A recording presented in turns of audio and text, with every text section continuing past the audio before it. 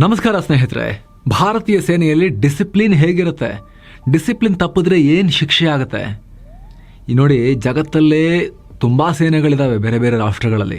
ಎಲ್ಲ ಅವರವರೇ ಹೊಡೆದಾಡ್ಕೊಳ್ತಿರ್ತಾರೆ. ಸುಡಾನಲ್ಲಂತೂ ಸೇನೆ ಅರೆಸೇನಾ ಪಡೆ ಹೊಡೆದಾಡ್ತಿದ್ದಾರೆ. ಪಾಕಿಸ್ತಾನದಲ್ಲಿ ಸೇನೆ ಅಧಿಕಾರ ನುಂಗ್ತಾ ಇದೆ. ಮಯನ್ಮಾರ್ನಲ್ಲಿ ಸೇನೆ ಅಧಿಕಾರವನ್ನು ನುಂಗು ಬಿಟ್ಟಿದೆ. ಆದರೆ ನಮ್ಮ ಸೇನೆ ಪ್ರೊಫೆಷನಲ್ ಸೇನೆ, ದೇಶ ಸೇವೆಗೆ ಕಮಿಟ್ ಆಗಿರೋ ಸೇನೆ. ಜಾತಿ ಮತ ಭಾಷೆ ಎಲ್ಲ ಮೀರಿ ಯೋಧರು ದೇಶ ಸೇವೆ, ದೇಶವನ್ನು ಕಾಯೋದು, ಅದಕ್ಕೋಸ್ಕರ ಕಮಿಟ್ ಆಗಿರ್ತಾರೆ. ಅದೊಂದೇ ಕೆಲಸ ಅಂತ ಮಾಡ್ತಿರ್ತಾರೆ. ಸೊ ಇಲ್ಲಿ ಯಾವ ರೀತಿ ಡಿಸಿಪ್ಲಿನ್ ಇದೆ? ಇಲ್ಲಿ ಈಗೊಂದು ತೀರ್ಪು ಬಂದಿದೆ ಈಗ ಸುಪ್ರೀಂ ಕೋರ್ಟ್ನಲ್ಲಿ, ಆರ್ಮಿಯಲ್ಲಿನ ಶಿಸ್ತಿಗೆ ಸಂಬಂಧಪಟ್ಟಂತೆ. ಸೇನೆಯೊಂದಿಗೆ ಧಾರ್ಮಿಕ ವಿಚಾರಗಳನ್ನು ಬೆರೆಸೋಕೆ ಬಂದ ಅಧಿಕಾರಿಯೊಬ್ಬರನ್ನ ಸೇವೆಯಿಂದ ಹೊರಗೆ ಹಾಕಿದೆ ಸುಪ್ರೀಂ ಕೋರ್ಟ್. ಸ್ಯಾಮ್ಯುಯಲ್ ಅನ್ನೋ ಅಧಿಕಾರಿಯನ್ನ ತೆಗೆದುಹಾಕಿತ್ತು ಸೇನೆ. ಸುಪ್ರೀಂ ಕೋರ್ಟ್ ಈಗ ಸೇನೆ ಮಾಡಿದ ಸರಿ ಇದೆ, ಪನಿಷ್ಮೆಂಟ್ ಹಿಂಗೆ ಇರಬೇಕು ಡಿಸಿಪ್ಲಿನ್ ಮೀರಿದವರಿಗೆ ಅಂತ ಹೇಳಿದೆ. ಹಾಗಿದ್ರೆ ಏನಿದು ಪ್ರಕರಣ? ಸ್ಯಾಮ್ಯುಯಲ್ ಅಂಥದ್ದೇನು ತಪ್ಪು ಮಾಡಿದ್ರು? ಸೇನೆಯಲ್ಲಿ ಡಿಸಿಪ್ಲಿನ್ ಹೇಗಿರುತ್ತೆ? ನಮ್ಮ ಸೇನೆಯಲ್ಲಿ ಉಲ್ಲಂಘನೆ ಮಾಡಿದ್ರೆ, ಶಿಸ್ತು ತಪ್ಪಿದ್ರೆ ಯಾವ ರೀತಿ ಪನಿಷ್ಮೆಂಟ್ ಇದೆ, ಎಲ್ಲವನ್ನ ಎಕ್ಸ್ಪ್ಲೈನ್ ಮಾಡ್ತಾ ಹೋಗ್ತೀವಿ ಸ್ನೇಹಿತರೆ. ಕಡತನಕ ಮಿಸ್ ಮಾಡಿದೆ ನೋಡಿ. ಹಾಗೆ ಸ್ನೇಹಿತರೆ, ಎಲ್ಲ ಮೆಂಬರ್ ಓನ್ಲಿ ವಿಡಿಯೋಸ್ ಅನ್ನ ನೀವು ಕೂಡ ನೋಡೋಕೆ ವಿಡಿಯೋ ಕೆಳಗಿರೋ ಜಾಯಿನ್ ಬಟನ್ ಮೂಲಕ ಮಸ್ತ್ ಮಗ ಪ್ರೀಮಿಯಂ ಮೆಂಬರ್ಶಿಪ್ ಫ್ಯಾಮಿಲಿಗೆ ಜಾಯ್ನ್ ಆಗ್ಬೋದು. ಹಾಗೆ 7 ಸೈನ್ಸ್ ಟೂರಿಸಂನವರ next trip beautiful Andaman Nicobar ದ್ವೀಪಗಳಿಗೆ. ಆಸಕ್ತರು ಸ್ಕ್ರೀನ್ ಶಾಟ್ ತಗೊಳ್ಳಿ, ಕಾಲ್ ಮಾಡಿ. ಧಾರ್ಮಿಕ ಕಾರಣಕ್ಕೆ ಶಿಸ್ತು ಉಲ್ಲಂಘನೆ, ಕ್ರಿಶ್ಚಿಯನ್ ಅಧಿಕಾರಿಯನ್ನ ವಜಾಗೊಳಿಸಿದ ಸೇನೆ. ಸ್ಯಾಮ್ಯುಯಲ್ ಕಮಲೇಸನ್ ಅನ್ನೋರು 2017ರಿಂದ ಸೇನೆಯ 3ನೇ ಕ್ಯಾವೆಲ್ರಿ ರೆಜಿಮೆಂಟ್ನಲ್ಲಿ ಲೆಫ್ಟಿನೆಂಟ್ ರ್ಯಾಂಕ್ನಲ್ಲಿ ಕೆಲಸ ಮಾಡ್ತಾ ಇದ್ರು.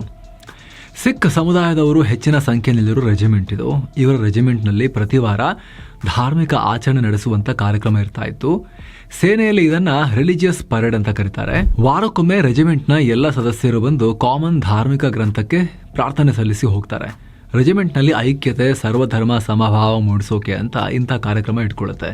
ಬಹುತೇಕ ಎಲ್ಲ ರೆಜಿಮೆಂಟ್ನಲ್ಲೂ ಹೀಗೆ ಇರುತ್ತೆ. ಮಂದಿರ, ಮಸೀದಿ, ಚರ್ಚು, ಗುರುದ್ವಾರ ಹೀಗೆ ಯಾವುದಾದ್ರೂ ಒಂದು ಧಾರ್ಮಿಕ ಜಾಗವನ್ನ ಸರ್ವಧರ್ಮ ಸ್ಥಳ ಅಂತ ಆಯ್ಕೆ ಮಾಡಿ ಅಲ್ಲಿ ಎಲ್ಲಾ ಧರ್ಮಕ್ಕೆ ಸಂಬಂಧಪಟ್ಟಂತಹ ಸೋಲ್ಜರ್ಸ್ ಕೂಡ ಪ್ರೇ ಮಾಡ್ತಾರೆ. ಸಾಮಾನ್ಯವಾಗಿ ರೆಜಿಮೆಂಟ್ನಲ್ಲಿ ಹೆಚ್ಚು ಯಾವ ಧರ್ಮದ ಸೈನಿಕರಿರ್ತಾರೋ ಅಂಥ ಸ್ಥಳವನ್ನ ಸರ್ವಧರ್ಮ ಸ್ಥಳ ಅಂತ ಆಯ್ಕೆ ಮಾಡಿಕೊಳ್ಳಲಾಗುತ್ತೆ.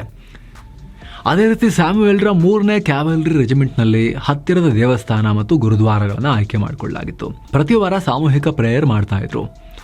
ಆದರೆ ಕಮಲೇಸನ್ ಧಾರ್ಮಿಕ ಕಾರಣ ಕೊಟ್ಟು ಪರೇಡ್ನಲ್ಲಿ ಭಾಗಿಯಾಗ್ತಾ ಇರಲಿಲ್ಲ. ಜೊತೆಗೆ ಒಂದು ವೇಳೆ ಹೋದ್ರೂ ಕೂಡ ಅವರೊಟ್ಟಿಗೆ ದೇವಸ್ಥಾನಕ್ಕೆ, ಗುರುದ್ವಾರಕ್ಕೆ ಒಳಗೆ ಹೋಗ್ತಾ ಇರಲಿಲ್ಲ. ಕೇವಲ ಶೂ ತೆಗೆದು ಅಲ್ಲೇ ನಿಂತುಕೊಂಡು ನೋಡ್ತಾ ಇದ್ರು. ಒಳಗೆ ಹೋದ್ರೆ ಧಾರ್ಮಿಕ ನಂಬಿಕೆಗಳಿಗೆ ನನಗೆ ಧಕ್ಕೆ ಆಗುತ್ತೆ ಅಂತ ಹೇಳ್ತಾ ಇದ್ರು. ಕಮಾಂಡಿಂಗ್ ಆಫೀಸರ್ ಹಲವು ಬಾರಿ ಕಮಲೇಸನ್ಗೆ ಕನ್ವಿನ್ಸ್ ಮಾಡೋದಕ್ಕೆ ಪ್ರಯತ್ನ ಪಟ್ಟಿದ್ದಾರೆ. ಎಲ್ಲರೂ ಹೋಗ್ತಾ ಇದ್ರು, ಹಿಂದೂಗಳು, ಸಿಖ್ರು ಗುರುದ್ವಾರಕ್ಕೂ ಹೋಗ್ತಾ ಇದ್ರು, ಅವರು ಮಂದಿರಕ್ಕೂ ಬರ್ತಾ ಇದ್ರು. ಎಲ್ಲ ಧರ್ಮದವ್ರದ್ದು ಏನು ಪ್ರಾಬ್ಲಮ್ ಇಲ್ಲ, ಒಟ್ಟಿಗೆ ಹೋಗ್ತಾ ಇದ್ರು. ಆದರೆ ಸ್ಯಾಮ್ಯುಯಲ್ ಮಾತ್ರ ಹೋಗ್ತಾ ಇರಲಿಲ್ಲ. ಆತ್ಮಸ್ಥೈರ್ಯ ಮತ್ತು ಶಿಸ್ತನ್ನು ಹೆಚ್ಚಿಸುವಲ್ಲಿ ಪರೇಡ್ ಇಂಪಾರ್ಟೆಂಟ್, ಬನ್ರಿ ಅಂತ ಹೇಳಿದ್ರು ಕೂಡ ಹೋಗ್ತಾ ಇರಲಿಲ್ಲ. ಜೊತೆಗೆ ಧಾರ್ಮಿಕ ಆಚರಣೆನೇ ಅಲ್ಲ ಇದು, ಜಸ್ಟ್ ರೆಜಿಮೆಂಟ್ನ ಒಂದು ಟ್ರೆಡಿಷನ್ ಅಷ್ಟೇ ಅಂತ ಹೇಳಿ ಹಿರಿಯ ಅಧಿಕಾರಿಗಳು ಬಂದು ಹೇಳಿದ್ರು ಕೂಡ ಈತ ಕೇಳಲೇ ಇಲ್ಲ. ಸಾಕಷ್ಟು ಸಲ ಕೌನ್ಸಿಲಿಂಗ್ ಮಾಡಲಾಯಿತು, ಮನವೊಲಿಸೋ ಪ್ರಯತ್ನ ನಡೆಸಲಾಯಿತು. ಒಬ್ಬ ಪಾಸ್ಟರ್ನ ಕೂಡ ಕನ್ಸಲ್ಟ್ ಮಾಡಲಾಯಿತು. ನೋಡಿ ಸ್ವಲ್ಪ ಏನಾರ ಹೇಳ್ತೀರಾ ಅಂಥೇಳಿ. ಅವರು ಕೂಡ ಬಂದು ಹೋಗ್ರಿ ಕಮಲೇಸನ್ ಅವರೇ, ಸ್ಯಾಮ್ಯುಯಲ್ ಅವರೇ, ನಿಮ್ದೇನು ಧಾರ್ಮಿಕ ಉಲ್ಲಂಘನೆ ಆಗಲ್ಲ, ಸೇನೆದಿದು ಟ್ರೆಡಿಷನ್ ಇದು. ಆಯಾ ರೆಜಿಮೆಂಟ್ನಲ್ಲಿ ಯಾವ ಧರ್ಮದವ್ರು ಜಾಸ್ತಿ ಇರ್ತಾರೋ ಅದ್ರದ್ದು ಇಟ್ಕೊಂಡಿರ್ತಾರೆ, ಎಲ್ಲ ಕಡೆ ಬೇರೆ ಬೇರೆ ಥರ ಫಾಲೋ ಮಾಡ್ತಾರೆ, ನೀವು ಹೋಗಿ ಅಂತ ಹೇಳಿದ್ರು. ಆದರೂ ಕೂಡ ಈ ಸ್ಯಾಮ್ಯುಯಲ್ ಹೋಗೇ ಇರಲಿಲ್ಲ. ಎಲ್ಲ ಪ್ರಯತ್ನ ಪಟ್ಟ ಮೇಲೆ ಶಿಸ್ತು ಉಲ್ಲಂಘನೆ ಅಡಿ ಆರ್ಮಿ ಆಕ್ಟ್ ಸೆಕ್ಷನ್ 19 ಅಡಿಯಲ್ಲಿ ಮಾರ್ಚ್ 3, 2021ರಲ್ಲಿ ಈ ಸ್ಯಾಮ್ಯುಯಲ್ರನ್ನ ವಜಾ ಮಾಡಿ ಹೊರಗೆ ಹಾಕಲಾಗಿತ್ತು. ಶಿಸ್ತಿದ್ರೆ ಮಾತ್ರ ಸೇನೆಯಲ್ಲಿರಬೇಕು. ತನ್ನನ್ನು ವಜಾ ಮಾಡಿದ ಆದೇಶವನ್ನು ಪ್ರಶ್ನಿಸಿ ಕೋರ್ಟ್ಗೆ ಹೋಗ್ತಾರೆ ಸ್ಯಾಮ್ಯುಯಲ್. ಪ್ರಕರಣ ಮೊದಲು ದಿಲ್ಲಿ ಹೈಕೋರ್ಟ್ ಅಂಗಳವನ್ನು ತಲುಪುತ್ತೆ. ನಾನು ಯಾವುದೇ ಆದೇಶವನ್ನು ಉಲ್ಲಂಘನೆ ಮಾಡಿಲ್ಲ, ಆಚರಣೆಗಳು ಮಿಲಿಟರಿ ಶಿಸ್ತಿನ ಭಾಗ ಅಲ್ಲ, ಇವೆಲ್ಲ ಪ್ರೇ ಮಾಡೋದಿಲ್ಲ, ಧಾರ್ಮಿಕ ಸ್ವಾತಂತ್ರ್ಯದ ಉಲ್ಲಂಘನೆ ಅಲ್ವಾ ಇದು ಅಂತೆಲ್ಲ ವಾದ ಮಾಡಿದ್ರು. ಆದರೆ ಎಲ್ಲ ವಾದ ಪ್ರತಿವಾದ ಕೇಳಿದ ಕೋರ್ಟ್ ಸೇನೆ ಮಾಡಿದ್ದು ಸರಿ ಇದೆ ಅಂತ 2025 ಮೇ ತಿಂಗಳಲ್ಲಿ ಆದೇಶವನ್ನು ಕೊಡ್ತು.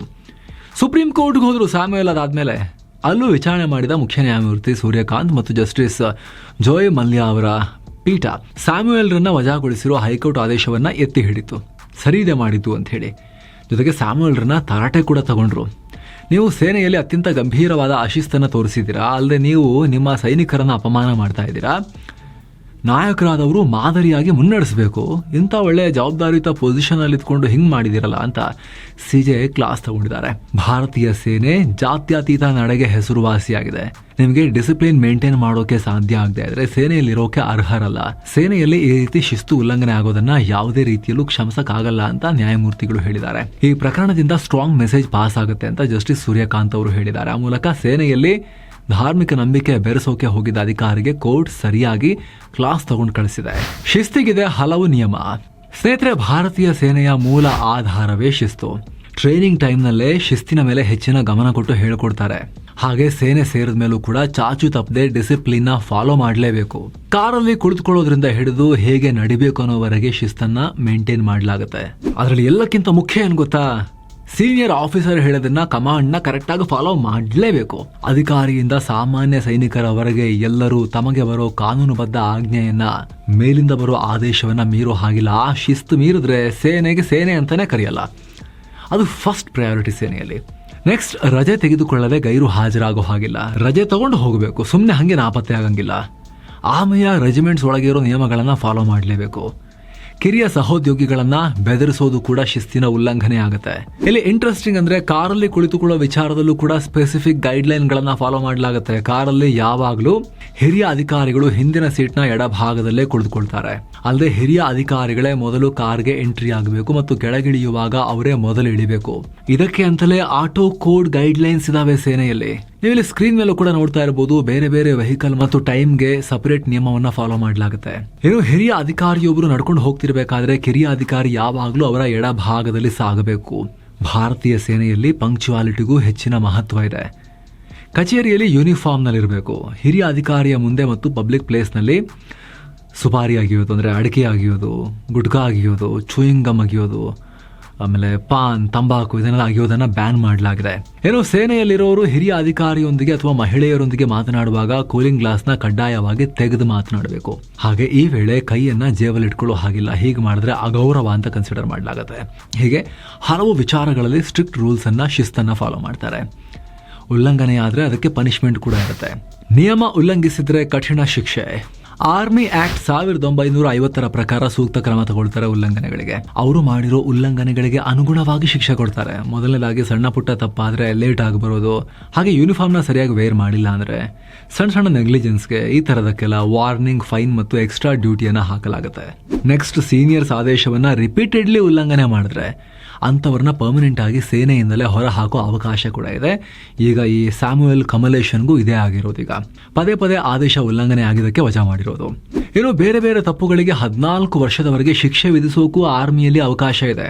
ಆದ್ರೆ ಸ್ನೇಹಿತರೆ ಗಮನಕ್ಕಿರಲಿ, ಆರ್ಮಿ ಆಕ್ಟ್ ಪ್ರಕಾರ ಕೊಟ್ಟ ಶಿಕ್ಷೆಯನ್ನ ಹೈಕೋರ್ಟ್ ಹಾಗೂ ಸುಪ್ರೀಂ ಕೋರ್ಟ್ ನಲ್ಲಿ ಚಾಲೆಂಜ್ ಮಾಡೋಕ್ಕೂ ಕೂಡ ಅವಕಾಶ ಇರುತ್ತೆ.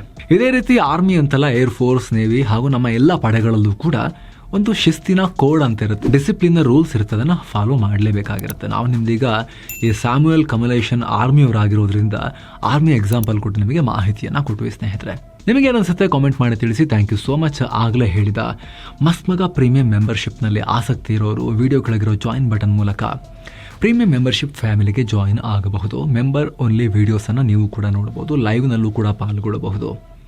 Thank you so much. ಮತ್ತೆ ಭೇಟಿ ಆಗ್ತಿರೋಣ. ನಮಸ್ತೆ.